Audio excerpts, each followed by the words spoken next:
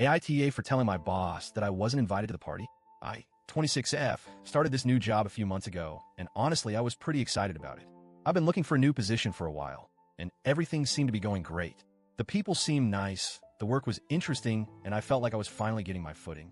But as time went on, I began to realize that things weren't as simple as they seemed.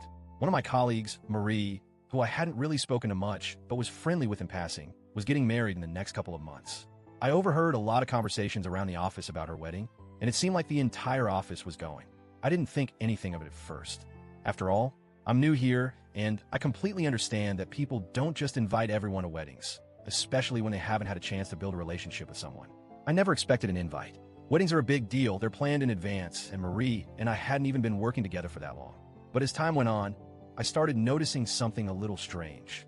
It was like everyone in the office was talking about the wedding, and there was this subtle tension around me.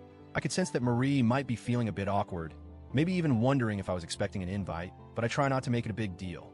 I didn't need to be invited to the wedding, and I wasn't bothered by it in the least. In fact, my close friend had just gotten married, and I had been heavily involved in the process of planning her wedding, so I really understood how hectic it can get. I never made a fuss about it. I felt comfortable with the situation, and honestly, I wasn't the type of person to make waves or bring up feelings of exclusion if they weren't there.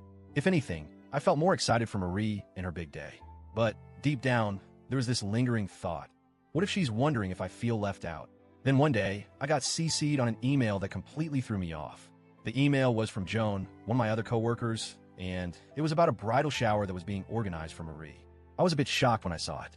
The shower was happening during our lunch hour in the break room, and they were asking everyone to chip in for a group gift, cash of course, and suggested we all bring something to the potluck.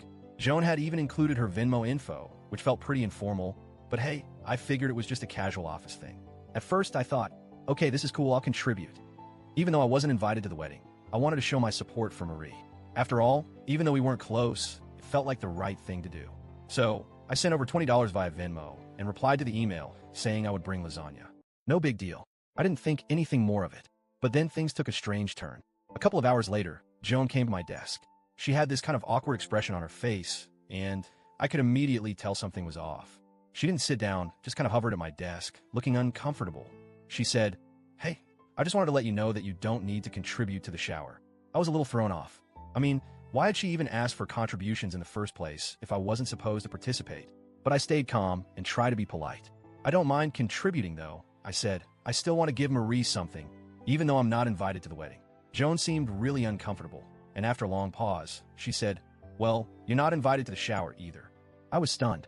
My heart sank. I mean, what was going on? I didn't know how to respond. I tried to keep my voice steady and said, "Wait, I can't go to the break room during lunch? I'm not invited to the party." I felt like I was in some kind of surreal situation. Joan said, "No, you're not invited to the shower." I was honestly baffled at this point. "Why? What did I do?" I asked.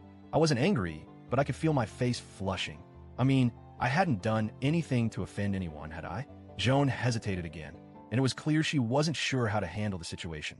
Eventually, she said, "Marie doesn't want you to get your hopes up about the wedding. She doesn't want you to feel like you're invited, you know?" I nodded. I tried to stay composed. I completely understood. We had just met, and Marie and I weren't close at all. I wasn't mad or upset. I really wasn't, but it did sting a little. It was the first time I had felt genuinely excluded in the office, and I wasn't sure how to handle that feeling. Still, I tried to reassure Joan that I wasn't bothered by it. "I understand," I said. "I get it. I've only been here a short time, so it's totally fine." But the whole thing left me feeling unsettled. I couldn't help but think, was I being too sensitive? Was I overreacting? But then I realized it wasn't even about me being upset about not being invited to the wedding. It was about being left out of something that was happening within the office. People were all gathering together, and I was just going to be left out. It felt wrong. The day of the shower, I sat at my desk alone while everyone else went to the break room to celebrate. I had no idea what to do with myself.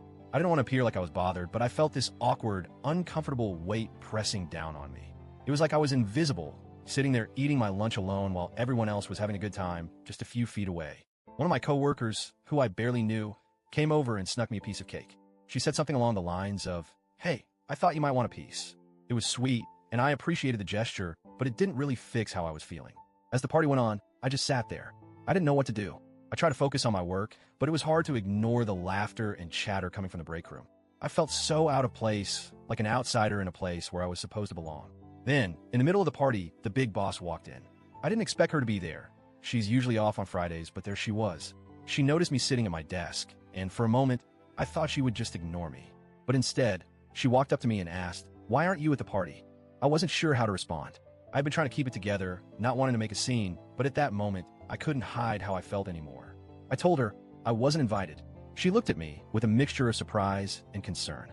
"What do you mean? You're not invited?" I nodded. "No, I'm not. I wasn't invited to the shower. I wasn't invited to the wedding." The big boss seemed to be genuinely taken aback. She didn't say anything for a moment, but her face seemed to harden. "I'll look into this," she said and walked away. Later that day, I found out that the big boss had sent an email banning office parties during work hours.